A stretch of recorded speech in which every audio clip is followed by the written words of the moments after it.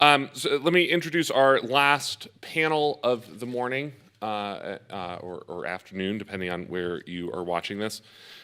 We have a really great conversation coming up here, moderated by Chris Krebs, who is the Senior Newmark Fellow for Cyber Policy here at the Aspen Institute, as well as Marene Allison, the CISO for Johnson & Johnson, which has had a interesting last year in terms of its threat profile and issues on Marene's desk. Noopur Davis, the CISO for Comcast, and Ron Green, the Chief Security Officer for Mastercard. So Chris, take it away. Thanks for the introduction, Garrett. It's been a great session so far. We've heard a lot about systemic cyber risk, and I want to unpack that a little bit more, maybe put a little bit of context around it. But before I go there, Jen Easterly's comments, CISO Director comments were fantastic this morning. I did take one straight in the heart with the retirement of the pineapple on pizza. So I look forward to what the next disinformation, spirit, animal, fruit, whatever it may be, and I look forward to the kind of who's that Pokemon game that they'll play. But just know that pineapples will forever live on. There are socks. So, all right, let's get into it. So what we've heard a lot about today is systemic cyber risk, which effectively amounts to a horizontal. So it cross-cuts a number of different vertical sectors that make up the economy. What I'd like to start with, though, is that vertical piece and talk about vertical systemic risk. Jay Healy this morning talked about the cyberspace solarium and the systemically important critical infrastructure. And that is about the vertical risk posed to the economy, essentially. There are horizontal aspects, but ultimately it's about those national critical functions that if they fail, we have a big problem on our hands. What I think is so fascinating about the makeup of this panel is these are really the three of the most critical sectors in the American experience over the last 18 months. So Johnson & Johnson, we have a vaccine. Noopur with Comcast and Xfinity. We have this remote workforce. We have digital learning, the shift in the dynamics. And then Ron with Mastercard and the payments and how everything went touchless and contactless and all our online purchases. So let's start there and tell us a little bit about the last 18 months and how did your thinking about risk management change, and how are you adapting and agile in the environment? So, Marene, start with you because you and I were kind of in the trenches there initially last March. My very first call was to Chris. Hey, Chris, guess what? So, in healthcare, we've always been like the criminal elements coming at us. We do know that there's a nation state that's out there looking for intellectual property. We did see some destruction with NotPetya and some of our peer companies, but we've always been what I call in the middle of the pack. We've never been the target, the true target, and we were never at the back and nobody ever cared about us. The creation of vaccines, and it wasn't just because my company did it, changed the threat profile of healthcare in a second. Overnight, we went from kind of in the back, just in the middle of the pack, to leading threat, or leading attack surface. And that was huge. I look at some of my government service, why I immediately knew that it was very, Chris, how am I going to talk to a government overseas or in Europe about classified information or something that happens? How are we going to do that? And so it's really expanding us into the government is now part of my incident response, where before it was, I tell you about the indicators of compromise. Now it was, the government was part of my and the government has something to bring to the table from an Overwatch perspective, because collection very likely shifted in that time period. Like, okay, we understand that R&D around a vaccine is one of those crown jewels of the United States, and how do we bring the powers of national defense to bear in support? And in part, that's what was behind Operation Warp Speed, right? Right. Yeah. Okay, so shifting gears here, internet infrastructure. So it's not just about the digital workforce and that moment, that snap of March 13th. And I remember we had a number of phone calls across the sectors where we had a bunch of public health officials on, and CEOs and CISOs were asking about remote work and what that shift is, and when do we make that shift? What should we be looking for? And what was the answer? The answer was always, oh, it's not a trigger, it's a dial. You'll have to adjust. Oh no, it was a trigger. It was schools going home. It was remote distance learning. Immediately, workforces didn't have childcare, and so we all sent them. So what was the experience like, not just in Comcast Xfinity, but across the industry? Oh, yes, and March 13th was the date. I mean, I will always remember. Friday the 13th. It was Friday the 13th. Friday the 13th. Absolutely. So, we responded, and just in an amazing way. I think the teams that came together to respond to that situation. People literally slept in the office. There were people working, around the clock, moving gear from one location to another. There was no way to do that in our traditional ways, right? So people literally getting in cars and vans, and so it was a tremendous amount of work. But what we saw happen is, we constantly invest in the network, and that investment, thank goodness, gave us a really good baseline. But my goodness, how quickly we had to respond to that. And the first response was just the symmetry change, right? Because the upload and download combination changed. Because now you're doing everything from, doctor conferences to Zoom calls to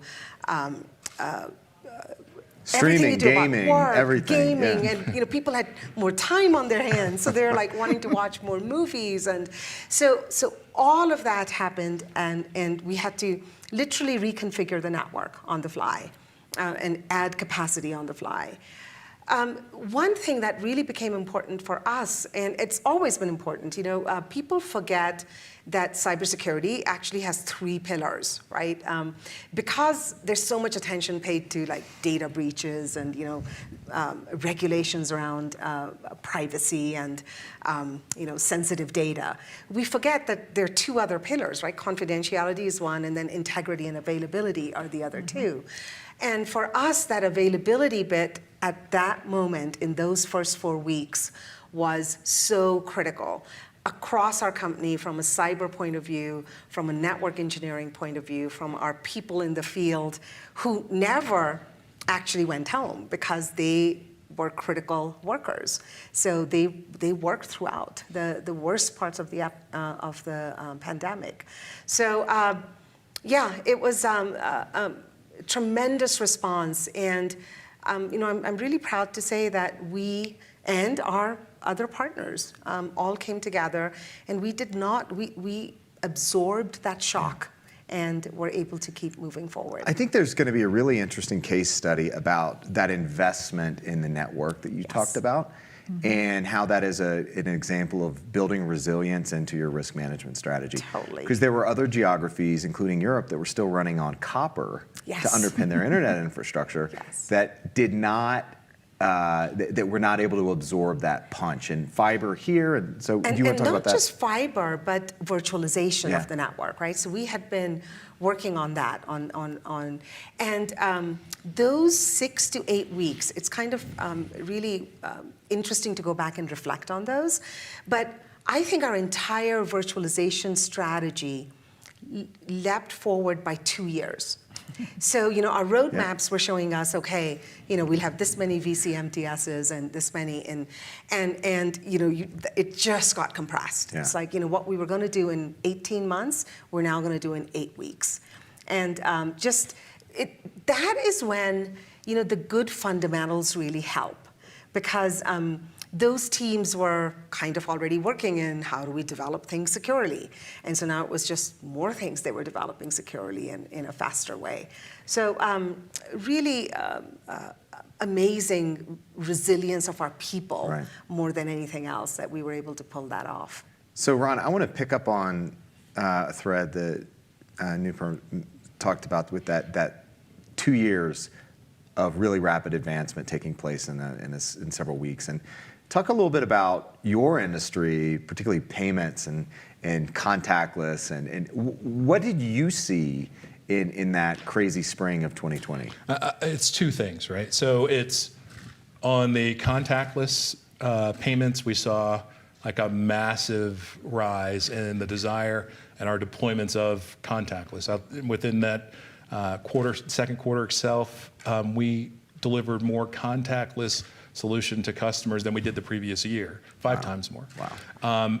And so massive advancements on that front, but then just a caution and do no harm. So every quarter we work together with our customers to enable new services and solutions and upgrading of our network. It's a coordinated effort, requires impact, interaction with all of our customers just to support it, just to make sure it comes off flawlessly, because when people are out there and they're buying things, they want that nanosecond response time to come back so they can, buy the medication that they need, buy the food that they need, whatever it is, they don't want to hear that our network's down. So in that second quarter where it was now everybody's reverting back to home, and our customers were impacted by, not knowing if their employees were going to be able to come in and support the whole change. So the first time in like 20 years, we held off a change on that quarter because we wanted to make sure that do no harm. We want to make sure that people can get access to whatever it is that they're trying to get to as we sort all of this out in the coming year. It's funny because I've been back on the road traveling a little bit lately, and I think there's still some communities that are perhaps a little bit left behind in tangent here, but the hospitality industry, I think particularly when you're talking about a hotel room service or the custodial crews, we still need maybe some touchless options for leaving tips behind in the rooms. Yes. And so just tipping people is still the thing for us to solve. Yes. Yeah, I mean, cash, I can't tell you the last time I had cash in my wallet. It's just one of those things. Yeah, we were just talking about that this morning. So let's shift gears here a little bit and make that pivot over to the horizontal systemic risk that we've talked about a little bit here today. And thinking about how within your organization you manage your enterprise and how you think about it, whether it's the systemic piece, which we talked about, which I tend to think is really about third-party aggregated risk, where you have a finite number of solutions, just like, again, like Jay Healy was talking about, from a set number of providers that you are dependent upon, just like everyone else. And then you have to go back to the edge, and it's really the things that are the basics within your networks, your vulnerability management, multi-factor authentication. So can you talk about, Marene, we'll start with you, of how you think of your risk registry? What are those things that are internal, external, and how you balance and develop a good holistic risk strategy? Yeah, I've looked over the years and how we as security professionals, we will protect everything equally. And I've now had to change to business resiliency and what is the risk, business risk, and then looking at that. Over the last 18 months, obviously, we pivoted to what we were doing with the vaccine, and so it gives a different view of things. And what I noticed was there will be some things that I will not patch. I can't patch. It's not worth the effort or the dollar. And I think sometimes as security professionals, we really like the idea of perfect security. And I think we heard a lot of the just patch everything, know everything that's everywhere all the time, and it'll be good. But the reality is, will you ever? And especially as we move into the digital world and code is going out all the time, are there some places that it really isn't that important? And that my big pivot was into cyber resiliency and business risk. Okay. Noopur, how are you thinking about this? With just a massive It's massive. Infrastructure. It is just massive.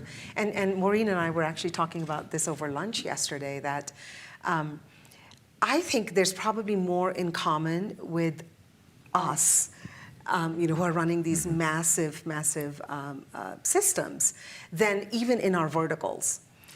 Because the kind of problems that we face at scale are very different than somebody who might be in the same vertical but not facing that same scale. I totally agree with Maureen that if you've got 10,000 endpoints, you look at them about, okay, I can patch them. If you've got 500,000 or more, then it's always a risk discussion. So, but to go back to systemic risk, so we worry about probably 4 categories, wide categories. One is devices. We have devices through supply chains, all the way from the chips that go into those devices to the software that goes into devices, and the devices are in our customers' homes, and we take that very seriously. So that ecosystem that comes from that chip level to device level to the software that runs on it, and then how it interconnects into the wider ecosystem. So we pay a lot of attention to that. The second is the components in our systems. We are more and more DevOps, DevSecOps, so we have software being built and delivered multiple times a day. And even something like a bill of material is an ephemeral point in time thing, right? Right. And so how do we kind of build software composition analysis, for example, into those, so that we see that systemic risk and see where we may be impacted and where we may be impacting the next part down the chain.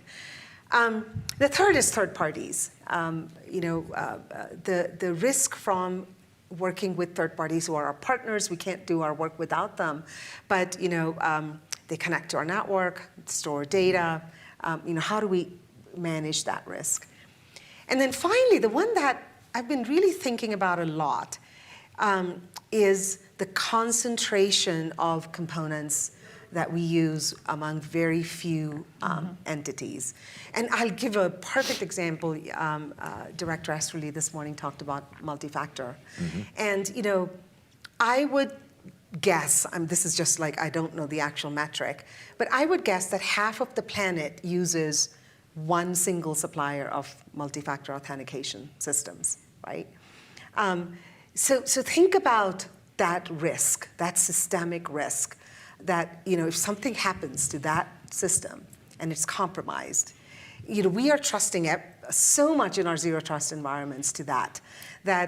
So I do worry a lot about that. And then just one final thing, I also worry about the increasing gap between our hyperscale platform providers and the people who are using those platforms. And that's a very long conversation, so I won't double click on it right now.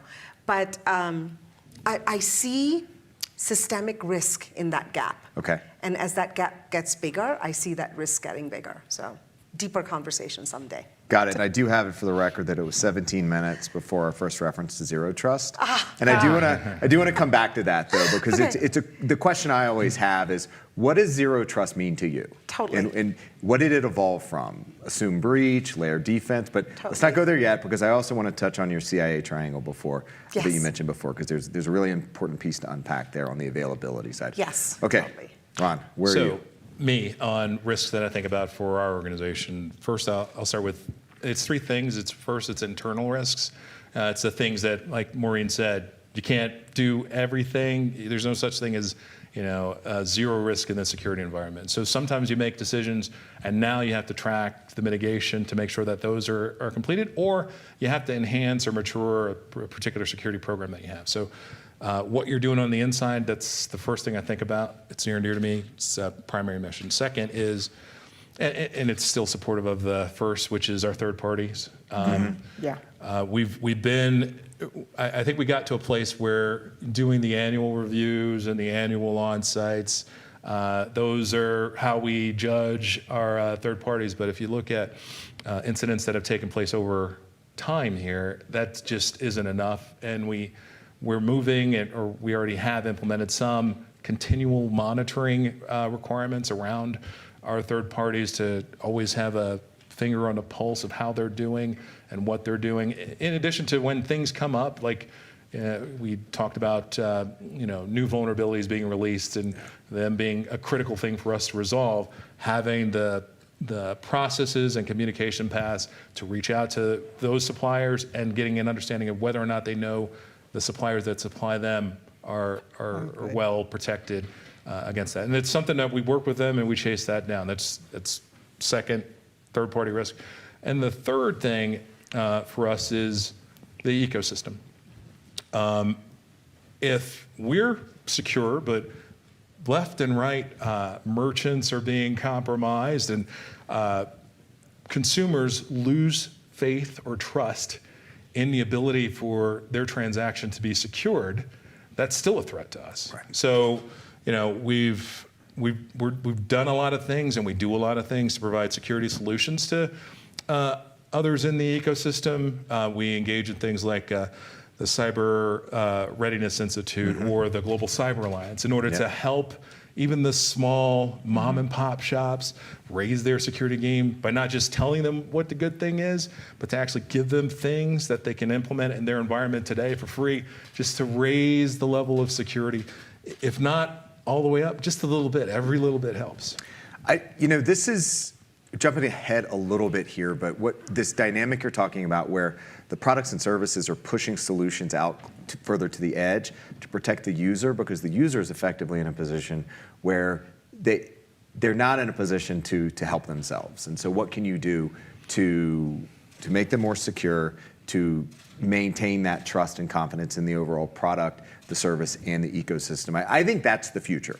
Whether you're in the software products and services space or in the internet infrastructure space, seeing more solutions being pushed down to the consumer, Totally. That's the only answer. No, totally. I'll just give you an example. So we, and I'm forgetting, recently, 2 or 3 years ago, started to just, anybody who buys a gateway from us, has anything that they connect through that gateway, through a wired or wireless connection, is protected. We look for malware, we look for network traffic, we look for bad sites, we look for, and it's all AI ML driven. It's just embedded and it's there by default. And you just have to do that. And by the way, it's mutually beneficial, right? Because you don't want rampant malware on your network. And of course, you're protecting your customer, which is your number one goal. But I totally agree with you that it's got to move closer and closer to the edge to where these systems are being used in their day-to-day way. And I'm seeing it a little bit as we see the ESG movement at the board level emerge with environmental sustainability and governance. I'm seeing a similar shift towards stakeholder responsibility, not away from shareholder responsibility, but inclusive of stakeholders, the users in the bigger ecosystem, because there's such a brand and reputational hit that can happen if you don't invest and think 3 to 4 steps out. Well, I think the ESG topic is very interesting because we're now starting to see that data protection as part of the brand. And we saw, 7 or so years ago when multiple companies were hit, not that there was terrible impact on their brand, but you just saw the news on it, and does anyone on their stock even. Right. And so that as a sustainability, data protection is a driving. And as we move into the digital world, I think we're going to just see more of that. And I think it's all wrapped up in this bigger awareness at the C-suite level and the board level that really my hope is that Colonial was a great leap forward in awareness, particularly across consumer brands, and that cyber is no longer, like the last panel talking about PII and intellectual property theft, that you may not see a manifestation or realization for 10 plus years.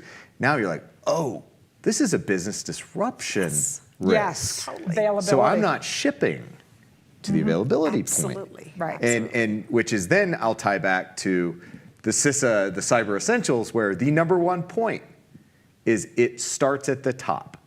And if the leader is not on board, your jobs as CISOs are incredibly difficult. Almost, yes. It makes it almost impossible. But leaning into that, it's almost like what we did, those Y2K days, right? We've been around for the Y2K days, and how important the business continuity planning.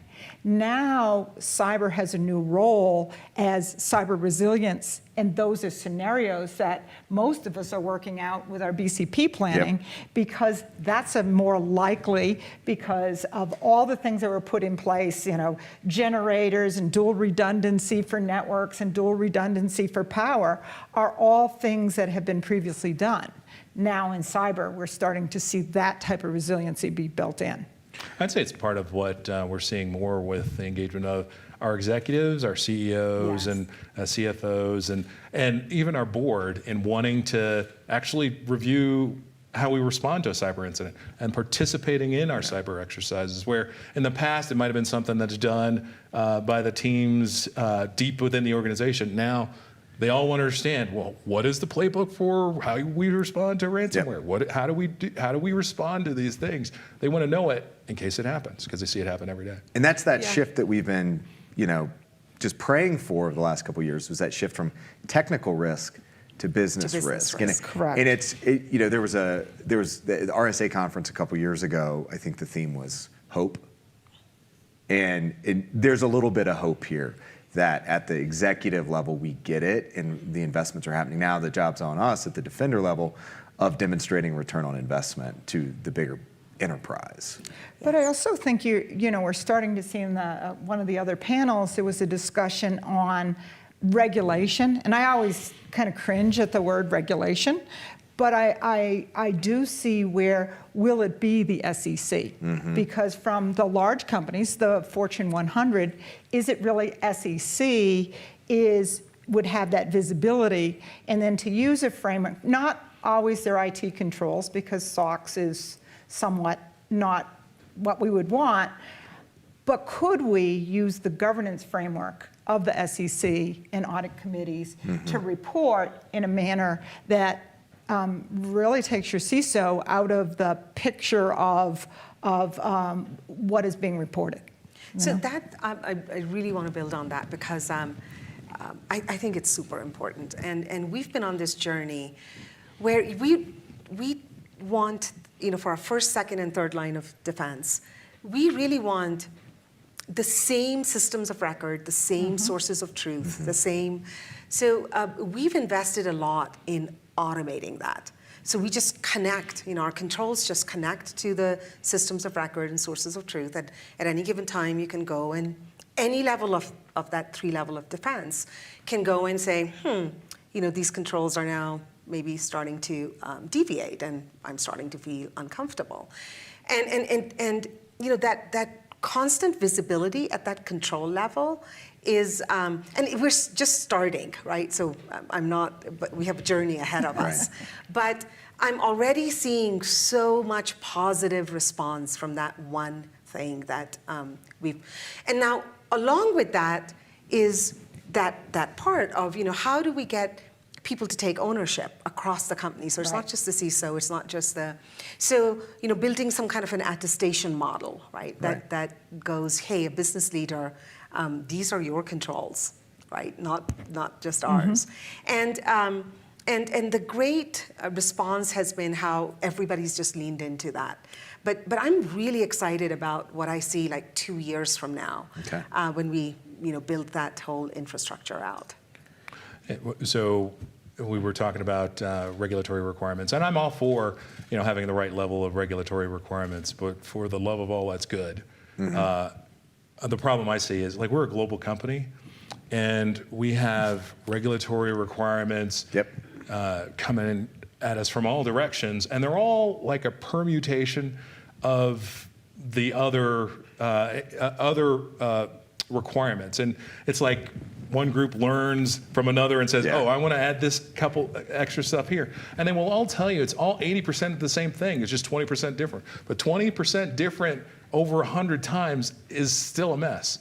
So I've even talked about this to the G7 cyber experts group, that if we could get some regulatory convergence, if there is a set of requirements that everyone could agree to, that we could prove out ourselves against, and that we could leverage it in other places, it would actually allow us to demonstrate that we're secure or not. And instead of investing in teams like people upon people, checking the boxes differently than just hiring staff to handle all of those requirements, we could take that and actually invest that into further maturing security. Yeah. Totally. I think it's worth acknowledging, though, that across the companies represented here on the panel, that you're in the haves space, right? And there's a significant have-nots community. And I think the thing that we really have to focus on solving for is that knowledge and capability transfer from the haves and the have-nots. I think that's where we have struggled as a community, particularly from some of the larger events of the last few years, is really distilling down what was the systemic failure in the SVR Nobelium SolarWinds event that we need to learn from and bake into our architectures and operating mechanisms. So again, with the recent executive order and the Cyber Incident Review Board that CISO or someone is standing up in the federal government that will look at those issues and just like after any other major event, you do lessons learned and you have an improvement plan and you stick to it and you roll it out. But we've got to continue, I think, pushing those best practices down. Well, and it's really for those smaller companies. Are they even regulated? I mean, in banking or finance, they might be. But in healthcare, I know we've talked before, do they, even if you give them an indicator of compromise, will they know, do they have the machines to look at it? And this is, I think, we're getting, we're rabbit holing a little bit here, but it's a good one because if you think back to NotPetya, right, supply chain, if you think about the Chinese cloud hopper activity from 2018-19, targeting MSPs, the horrible joke I've used in the past is it's like when they ask Willie Sutton why he robs banks, because that's where the money is, why the Chinese go after the MSPs, that's where the data and the access is. So how do we think about MSPs, and I'm not talking hyperscale clouds, I'm talking the dozen plus all the way out to hundreds that feed the small and medium enterprises. How do we ensure that they're implementing the right practices on their own that then get pushed down because to the third party risk, when you're letting somebody in to the environment, what are the questions you should be asking? And again, to Jay Healy's point, do you even have leverage on the MSP to ensure that they're doing the right things from a security perspective? And do you do it in a way that you don't suffocate them? Yeah. Because, I worry about that. Like, if I see our new, information security requirements that, anybody who does business with us has to sign, I worry about what innovation am I stifling because a small company can't even deal with those, right? So it's both sides of that you have to worry about. And again, I think that goes to the pushing it out further to the edge where you make it easier for them, where it's turnkey solution, security, MFA by default. Totally. No more SFA and password dependent environments. All right, let's do a quick lightning round here. Let's go back to COVID. Okay. From just an overall perspective, what was the thing that you learned that you will be implementing and adjusting your security approach going forward? Because yes, there will be more pandemics, and we're not out of this one yet anyway.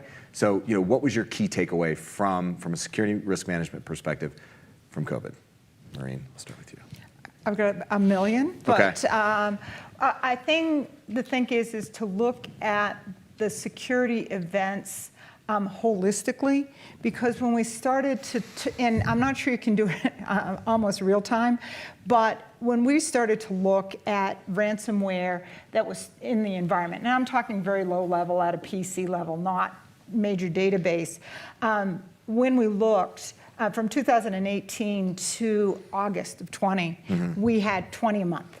And then we went up to 65 a month. From September, October, November, December. And then in January, a DDoS attack tried to get to us.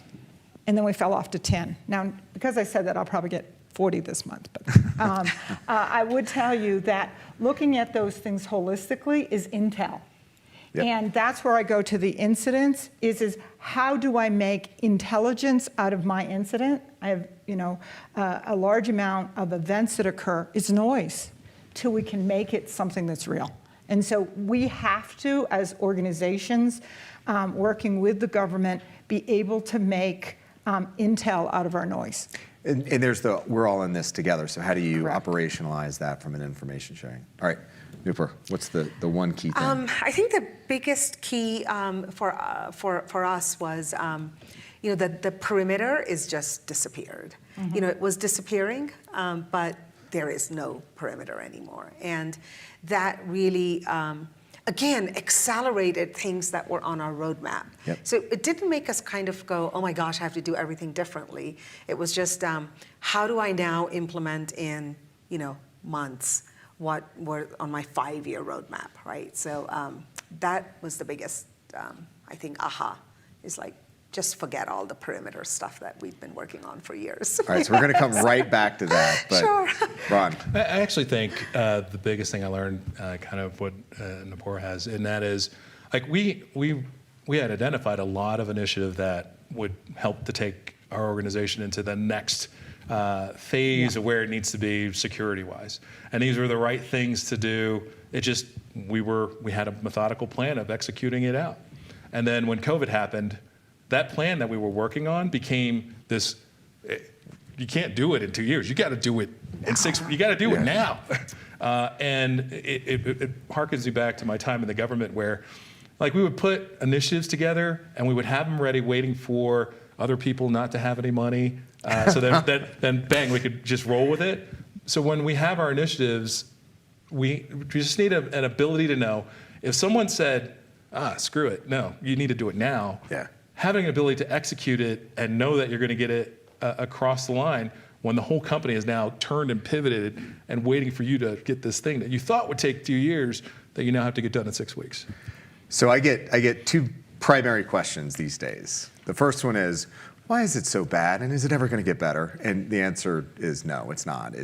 There will only be more threat actors, and for the rest of humanity. I'll just put that stake out there.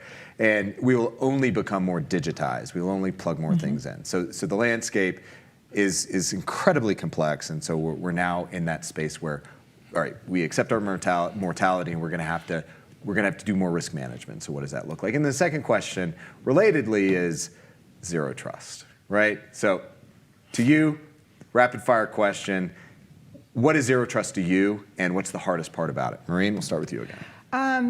Zero trust, if you're a network vendor, you're going to say SASE and CASB are the answers, and you should start there. But I would really say it's understanding your crown jewels, understanding what they really are, and then segmenting them out, which will get you into software-defined networking and CASBs and the like, especially as you go to the cloud. Because where are your crown jewels? But really the primary thing is the thing that we all have loved dearly for the last 20 years or so. It's identity and access management. Who has access to what data, with what permissions, from where? And in today's digital environment, it just adds that contextual approach, and especially where your data, some people may not even almost never have to come through your network. They are always on the outside, but how do you know who they are? And it gets down again, identity and access management. All right, next. So to us, we have 2 principles around zero trust. One is that we don't trust anything, any person, device, or application. We have to do just-in-time contextual authentication and authorization. So that's one. And the second is that despite all of your precautions, assume you'll be breached. And so the question is the blast radius. How do you contain the blast radius? So that leads to microsegmentation. So those are our 2 principles: microsegmentation for the network, and then do not trust any person, device, or application that tries to access an asset. Which that blast radius piece, Marene, is key context around your ransomware events, the 20 to 60. Totally. Right. That you can have a ransomware event on a single machine. Right. It doesn't affect You isolate anything. it, you knock it down, you bring it back up, but you learn from it. Yes. Correct. As soon as you see it happen, it's isolated, it's off the network. Right. So again, it's microsegmentation, but we look at it as response to ransomware today. Yeah. So zero trust for me is, so we'll have all of the classic security controls, but it really is greater identity and access control, and it is, getting just in time. So when you need it, just enough, only what you need, and then just for now, just for the period of time that you need to execute that thing, and all of the requirements, and not just a human, but for a device as well. Exactly. Having all of the right criteria and understanding about that identity making that transaction. I think identity is also, this is something that we can take on as like a national initiative. When I think about payments, so a lot of people think about the PAN, which is the 16-digit number, but really it's about the identity. And if we can enable a digital identity in a way that we can leverage it for payments, but we can leverage it for healthcare. We can leverage it for providing access in our environment. We can leverage it to let the refrigerator buy some milk rather than buying diamonds and stuff like that. If we had a way of doing that, or if we had an opportunity to focus on that, we should really do that. Okay, so we've got about 5 minutes left. I want to wrap this up with a question that it's multiple choice in the sense that you get to pick your choose your own adventure here. Okay, so when I think about the role of government in cybersecurity and in information technology in general, they have 4 roles: consumer, enforcer, law enforcement, defender. You think about cybercom and NSA from an operations perspective, and then advisor/helper. So pick one and tell me what more you want to see the government do in one of those roles. I'll start. So, moderator's prerogative. Consumer, I thought what the executive order did by upping the level of requirements for governments or for IT providers selling into the government, whether it's the SDLC and build environment, and we talked about SBOM.